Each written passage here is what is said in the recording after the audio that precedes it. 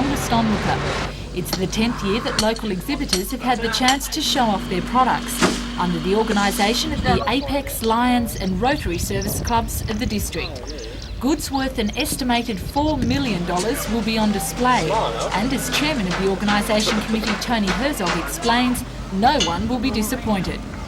The crowds can expect unusual exhibits such as Western plane zoos, hot air balloon, helicopter stationed on ground.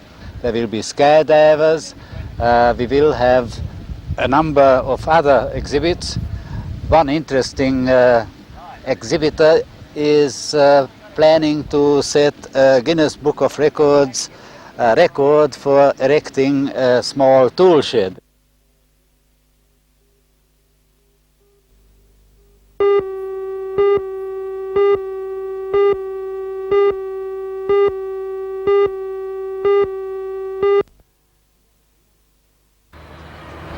Today at the Lambton Bowling Club they held the Newcastle Maitland Regional Schools Champion of Champions tournament.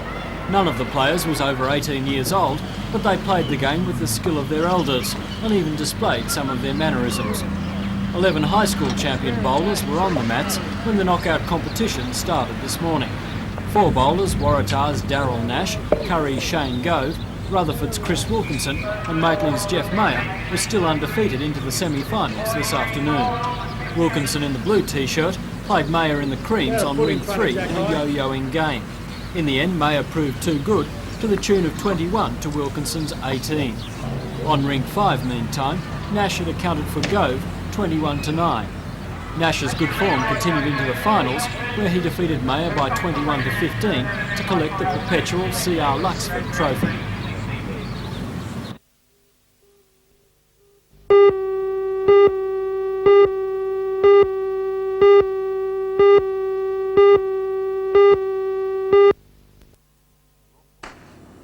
Rock bolting is an unusual sport but appropriate in this coal mining area. The long iron bolts are normally driven into the roof of the mine as a structural support. After drilling the hole, the bolt is fixed with a powerful epoxy resin. In the National Rock Bolting Championships held at the Toronto Trade Fair for the 6th year in a row, the aim was to fix 3 bolts in concrete as quickly as possible. 32 two-man teams entered from coal mining regions all over the state, but it was the local entries that did best. The final was a tense affair between the Mayuna Colliery team of Gary Dawson and Neville McLaughlin and Currumbong Colliery's Jeff Craft and John Bridge. In a flurry of slurry and noise, Mayuna Colliery drove home the bolts first by a small but comfortable margin. They won $2,000 in prize money and the perpetual trophy. The Currumbong team had to commiserate with only $1,000.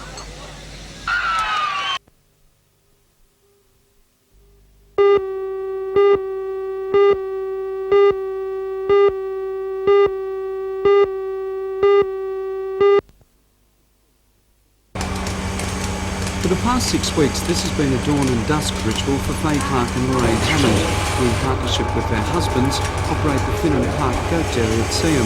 It's much the same as any modern cow dairy, a dual-sided herringbone system modified for the smaller size and features of the milk producers involved.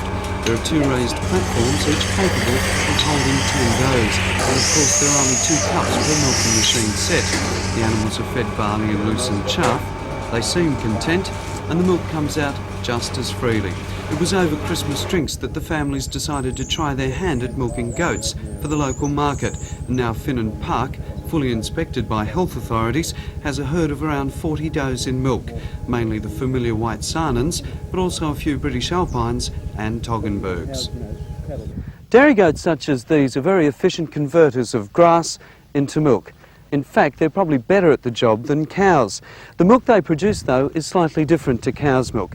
It has a different nutritional value. It has non-medical qualities that cow's milk doesn't have. And yet, goat's milk isn't half as popular as cow's milk. If we lived in Mediterranean or Middle East countries, goat's milk would be a staple part of our diet. But not so in Australia. And that's probably one of the biggest problems facing the dairy goat farmer these days. The problem with goat's milk is there's a lot of misconceptions about what it actually should taste like. A lot of people think that because it has such high nutritional value, it should taste slightly off. Now, that is not the case. The milk we're producing here and the milk produced by reliable and reputable producers, for all the world, tastes exactly the same as cow's milk. But it does have considerable nutritional and health advantages over actual cow's milk. What the Clarks and Hammonds would like to see is more people at least giving goat's milk a taste test.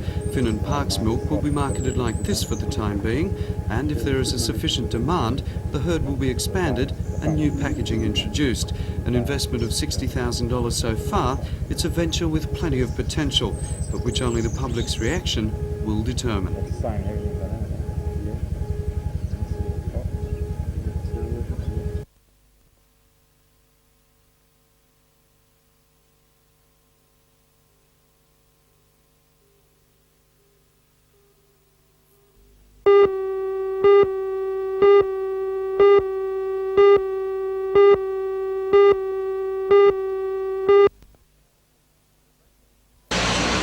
Radio 2KO picked up Kim from home this morning. She thought she was in luck when chauffeur driven in a limousine. That's when everything started going downhill. When she arrived at 2KO Studios in Hunter Street, there was her Irish prize. And also from the flowers are real, and so's the Irish stew recipe. The car is something else. Shamrock green, of course. It was red only last week. This Ford Cortina was a giveaway with a difference. If the paintwork wasn't enough to make your Irish blood boil, then the parking ticket certainly was. Kim won the car, lucky girl, by singing the Aeroplane Jelly theme. Do you have any Irish blood in you? No, not a drop. Do you understand all this St Patrick's Day? No, not really. It's just a day for going out and drinking, I think. Is that what you'll be doing now? Yeah, I'll have to have something to calm the nerves. To the amazement of onlookers who couldn't believe their eyes, the car started first go. After finding first gear, Kim was on her way. The guys at 2KO are now looking forward to April Fool's Day with the same amount of glee.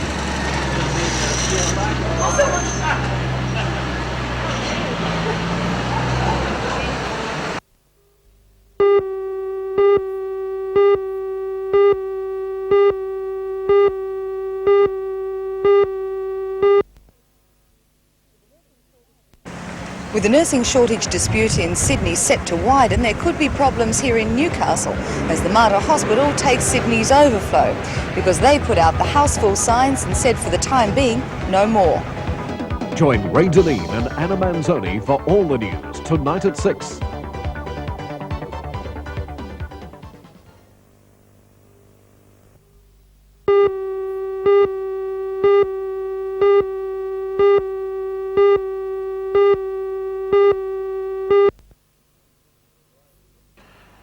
Well, Ray, 300 local trucking operators are represented by the Northern Division of the New South Wales Road Transport Association, whose spokesman is Secretary Sid Osborne. Mr Osborne says sales and road tax advantages and public subsidies for the SRA are an intolerable commercial disadvantage to his members.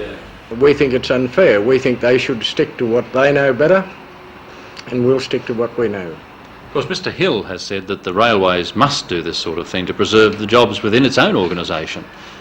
Well, we believe they're top-heavy to start with, and we believe that they should get their own house in order before they start looking at ours. The other point is that if they're going to operate, we believe they should operate in a commercially effective way and make a profit. And we don't believe they can make a profit the way they're operating, or they're trying to operate. The taxpayer is footing the bill. Well, just how do you hope to impress that on the government? Well, the only way we can is to keep pushing, pressuring the government, providing them with facts and figures that we are doing and have been doing for a number of years, and try and convince them accordingly.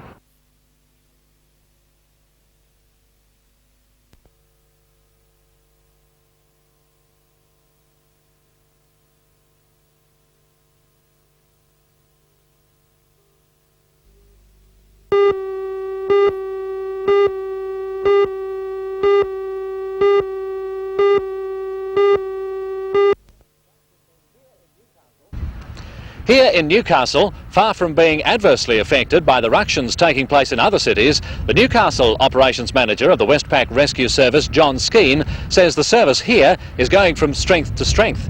In fact, Mr Skeen says he's hopeful within the next fortnight of announcing additional sponsorship, which will enable the outright purchase of a helicopter for the service. The helicopter will be purchased from funds raised by the community for a community-based helicopter. This aircraft will be owned and operated by the Newcastle Helicopter Rescue Service, and the reason why that decision hasn't been made earlier is, well, two reasons. Firstly, because we haven't had enough funds to actually purchase the aircraft we would like, and secondly, because we've been doing appraisals of various aircraft types, and we can't make a commitment on behalf of the community to purchase a particular type of aircraft and find that it's not going to fulfil the role that we require.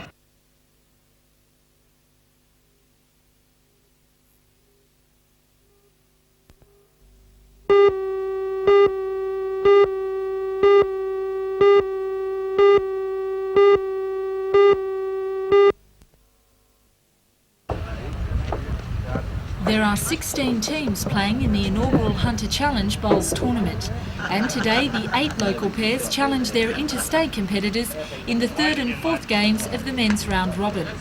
4 of the teams are from Newcastle, and there's 1 each from the Manning, the Central Coast, the Hunter and the Upper Hunter. Reigning international pairs champions, Newcastle's Barry Salter and Darby Ross, are among the Hunter field, competing against the best players from each state, including the ACT and the Northern Territory. In the Ladies' Invitation Challenge, Illawarra's world singles champion Merle Richardson competed against Newcastle entrant Faye Craig, and it was to be an exciting and close game, with both players 13 all at 17 ends, 27 all at 34 ends. But it was Richardson's last bowl in which she played the shot to win the game 31-30. Tomorrow, 2 sets in the women's singles will be played, with locals Eve Wilshire and Dorothy Roach representing the Newcastle side. On Friday, the best 4 teams will begin the playoffs for the semi-finals on Saturday afternoon, culminating in the Hunter Challenge finals on Sunday.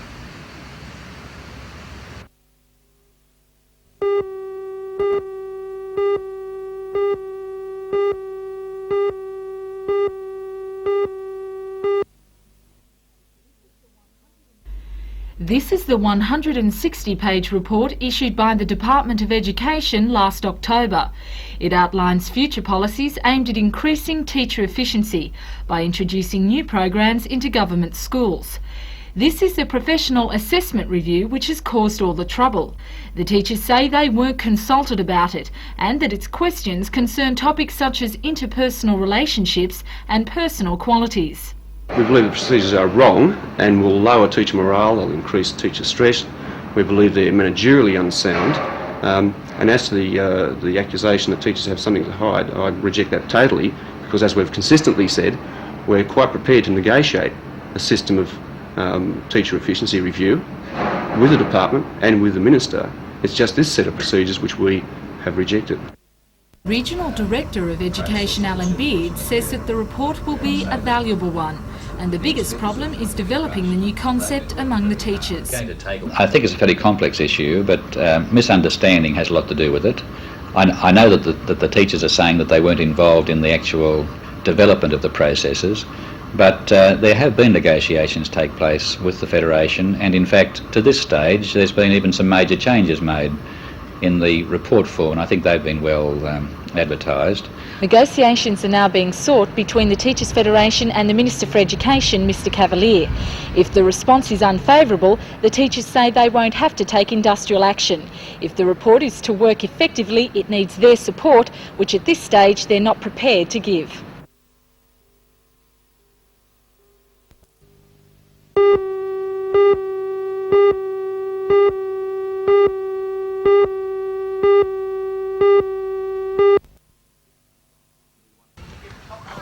The 150 New Gas outdoor staff met at National Park at 7:30 this morning to hear 4 proposals to end the dispute. They were drawn up yesterday after extensive discussions in Sydney between the union and the New Gas parent company Australian Gas Light. 3 of the 4 proposals were rejected by the men, the only one to get the nod being a promise by the company to place all available experienced crews on the repair of gas leaks.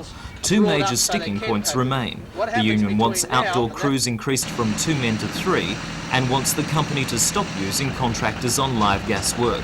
The men say the contractors are inexperienced in live gas repair and are only making worse the backlog of unrepaired leaks. The union asserts the leaks have become out of hand since the company converted from town to natural gas, which runs at a higher pressure. New Gas says the public has nothing to worry about and that the backlog will be cleared within 2 to 3 weeks. Meanwhile, the union is continuing its work bans and is calling on members in Sydney to impose similar bans. New Gas says it will continue discussions with the union.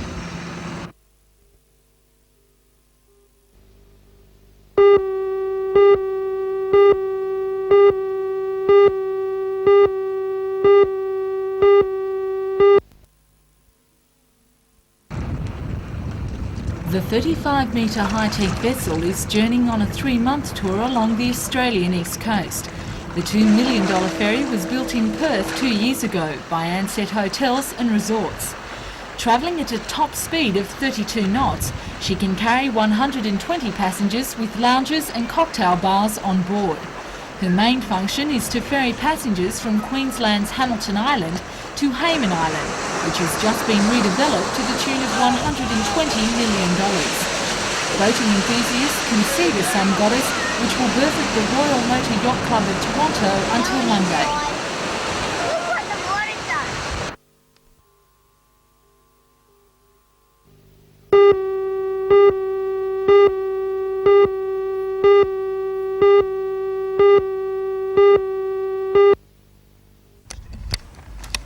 With a $2.5 million grant from the state government and 12 months construction work, the centre now stands completed.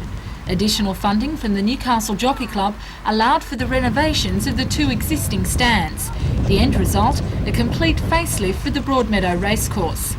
The double-storey building accommodates 400 guests, with the members housed in the bottom level and the public lounge on the top floor. Today the centre will be officially opened by the Minister for Sport and Recreation and Tourism, Michael Cleary.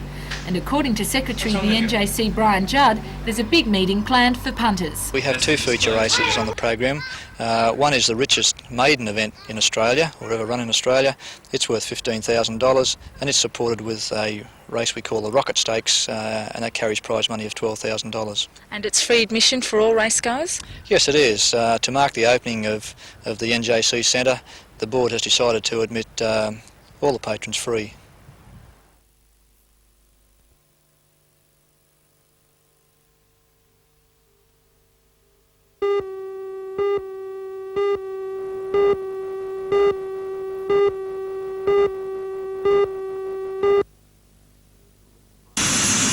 Police, firemen and ambulance crews who arrived on the scene after the accident at 8 this morning were confronted with the crushed remains of a Nissan sedan, which had collided with the front of an ambulance.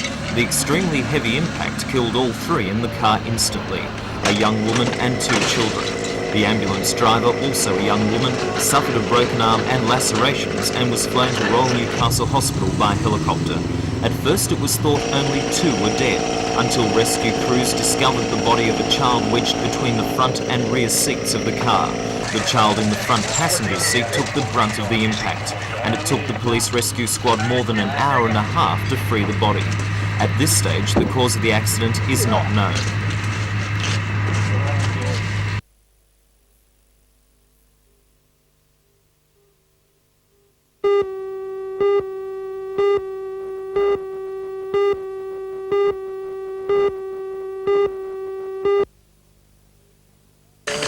The chemical spill on a rail siding at Torres was discovered this morning by 2 State Rail Authority employees. They found a large pile of soda ash which had spilled from the bottom chute of a rail hopper while parked overnight. The State Rail Authority believes someone tampered with the hopper.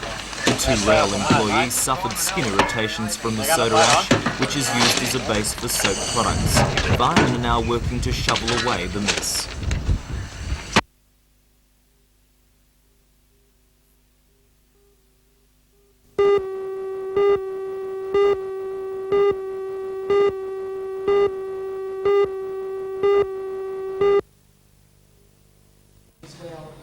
For the Year 11 students at Cardiff High, normal lessons were interrupted this week and replaced by getting to know you workshops and talkback sessions such as this one. It's hoped that the 3-day senior orientation camp at Glenrock Lagoon will help students adjust to their new senior environment. It's a scheme that's supported by the Education Department, but organised through school counsellors and teachers with one important aim. Social learning is important, and to be a happily, socially adjusted person, I think, is a very high priority, whereas the academic side is taken care of at school. Well, we can do more in the social area. For the students, it's a new experience in finding out more about others and, more importantly, themselves.